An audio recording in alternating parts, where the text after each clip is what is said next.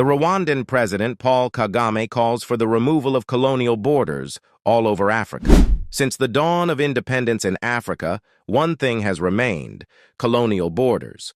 Drawn by European powers at the Berlin Conference of 1884, these borders have shaped nations, divided peoples, and set the stage for political and ethnic tensions that last to this day. But could these boundaries be holding Africa back? Rwandan President Paul Kagame seems to think so. Africa needs to move beyond the borders imposed by colonialism. We must focus on unity and integration. To understand Kagame's point, we need to take a step back in history, specifically to 1884, when European nations met in Berlin to decide how to carve up Africa. Without any African leaders present, European powers drew lines across the continent, creating countries with no regard for ethnic, linguistic, or cultural divisions.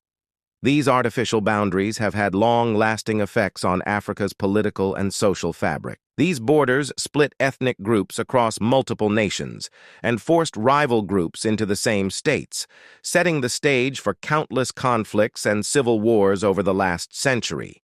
But beyond the wars, the borders also created economic fragmentation, making it difficult for African countries to trade, unite, or cooperate. So, what exactly does Kagame mean when he says we should remove Africa's colonial borders? He isn't suggesting that countries merge or that borders disappear overnight. Instead, he's advocating for greater African integration, socially, politically, and economically. Kagame's vision aligns with initiatives like the African Continental Free Trade Area, AFCFTA, which aims to create a single market for goods and services across the continent. The idea is simple: break down the barriers between African countries so they can trade more freely, move goods across borders faster, and boost their economies. The divisions imposed by the colonial powers are outdated. Africa can no longer afford to be separated. Indeed, Africa is capable of coming together to solve our own problems. But of course, I want to urge our leaders also to make sure that some of the things that stand in our way, that are actually not too difficult to address, should not continue to be the case. We need to fix our politics, our governance, and it all begins with mindset and clarity of vision. Like when people talk about AFCFTA and intra-African trade, how low it is, and so on and so forth, the first thing that comes to mind is lack of free movement. Why should there be anything like that? Why shouldn't there be free movement of people, goods and services? The focus should be on supporting small and medium enterprises. The reason is simple. These businesses and the women and young people that own them are the backbone of Africa's economy. But they shouldn't remain small and medium. They need to grow. Building a single continent market does not happen overnight. A lot of progress has been made, but the road is still long. Even in the face of challenges, we need to be consistent and think outside of the box. That is the formula for success. Working together, there is nothing we cannot achieve. The journey to establish the world's largest free trade area began here in Kigali 6 years ago, as has already been said. 1 year later, in Niamey, the operational phase of AFCFTA was launched.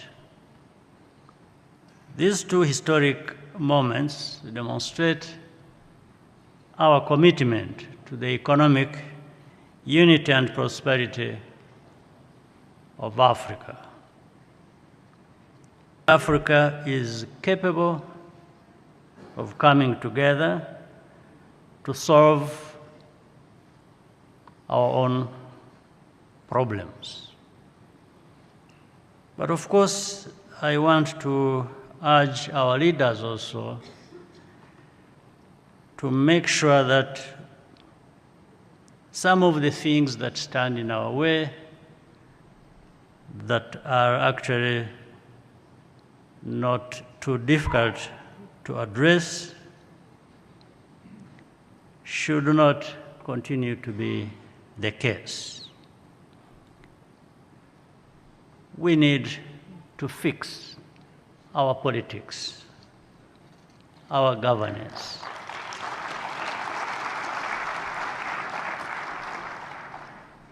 And it all begins with mindset and clarity of vision. Like when people talk about AfCFTA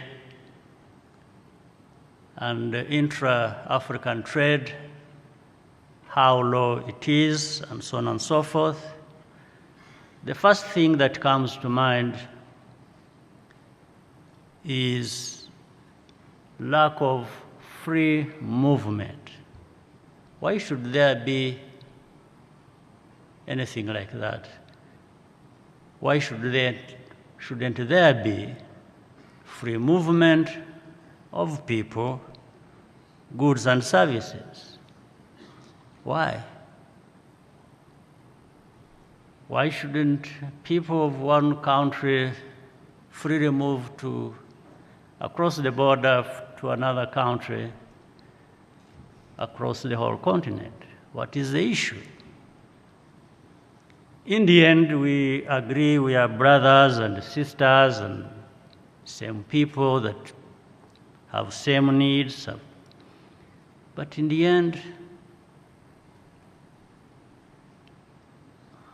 the lack of this freedom of people to move freely, well,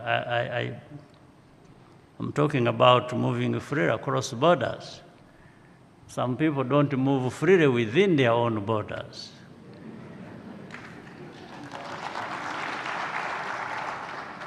And it really is all about politics that can be fixed, and we must fix it. We now live in a complex and ever-changing world. But there are a lot of opportunities for us to take advantage of.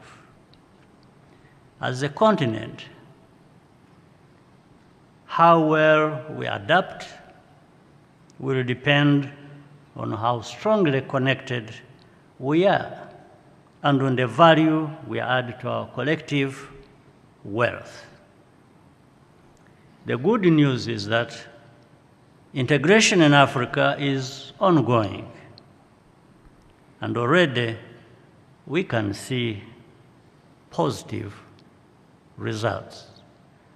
But we can do more, and we can go faster.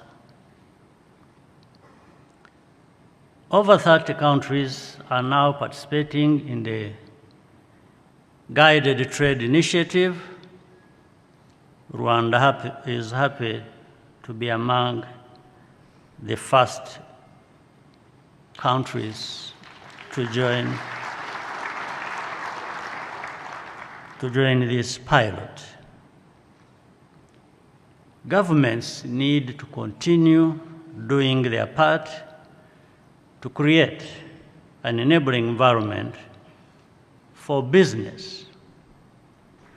Removing non-tariff barriers should remain a priority, as well as facilitating cross-border movement. We need open borders, free movement of people and goods, and the full realization of African unity. One of the strongest arguments for removing colonial borders is economic. Right now, African countries trade more with Europe, China, and the US than with each other. In fact, intra-African trade only makes up about 17% of Africa's total trade. By contrast, Europe trades 67% within its own borders. By breaking down the colonial borders, Africa could unlock immense economic potential. Countries could specialize in industries where they have a competitive advantage, creating regional value chains, boosting manufacturing, and diversifying away from exporting raw materials. Kagame's call to remove colonial borders is essentially a call to reimagine Africa's economic future. But it's not just about economics. Kagame also envisions a borderless Africa that allows for the free movement of people. Imagine an Africa where citizens can travel, live, and work in any country without a visa. This would foster cultural exchange, reduce ethnic tensions, and build a shared sense of African identity. Right now, crossing a border within Africa can be more difficult than flying to Europe. Visas, tariffs, and bureaucratic red tape often slow down trade and hinder cooperation. Kagame believes that removing these barriers will encourage unity, reduce ethnic divisions, and foster a more peaceful. Of course, Kagame's vision is not without its challenges. While many African leaders support the idea of greater unity, not all are on board with removing borders. Some governments fear that open borders could lead to security threats, smuggling, or the loss of sovereignty. Additionally, many African countries are still dealing with unresolved border disputes. Removing colonial borders might open up old wounds or create new tensions. There's also the practical question, how would you go about redrawing the map, if at all? Or should the borders simply be ignored in favor of deeper cooperation? Despite the challenges, there is a path forward, and Kagame believes it starts with AfCFTA. This agreement, which came into effect in 2021, is the largest free trade zone in the world by number of countries. It's a step towards the kind of Africa Kagame envisions, one where borders don't divide but connect. Already, the AfCFTA has the potential to lift 30 million people out of poverty and boost Africa's combined GDP by $450 billion by 2035. It's a bold vision, but Kagame insists that Africa must think big to break free from its colonial past. Kagame's call to remove colonial borders isn't just about changing lines on a map. It's about rethinking what it means to be African.